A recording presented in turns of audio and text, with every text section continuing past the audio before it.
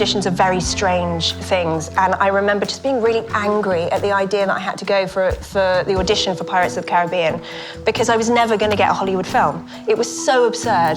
And I remember the day that I went up for the audition, I was late, there was a problem with the tubes, and I was late, and I'm one of those people that's perennial. I've got to be early, like I can't handle being late. So I was in a bad mood because I was late, and I just thought, well, this is stupid. I'm now feeling bad, and I'm never gonna get it, and this is really stupid. And I think I was just angry in the audition, and weirdly it worked.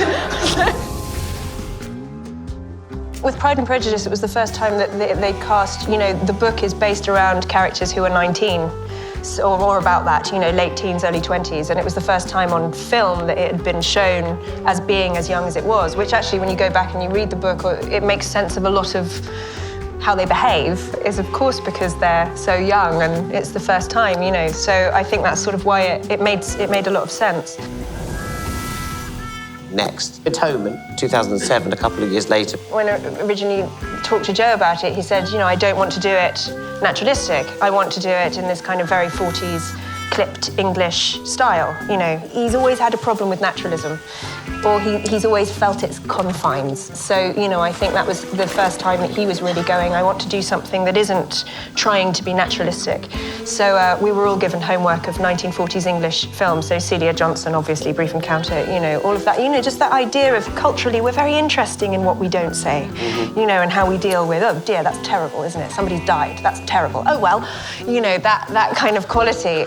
Lo siento, me equivoqué de carta. Sí.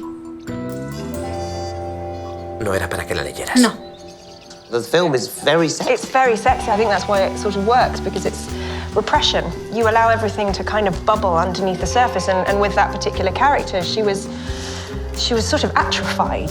You know, she couldn't move forward, she couldn't move back, she couldn't express herself. It was a sort of bubbling emotion, bubbling sexuality that she didn't know what to do with. So it just sort of burst out. So performing it was really interesting because it was all about keeping the lid on it, but something like the touch of a hand can be so... Again, at that period, what he did so brilliantly was that we all lived together in a farmhouse in Shropshire. You know, we were all absolutely connected in this team thing.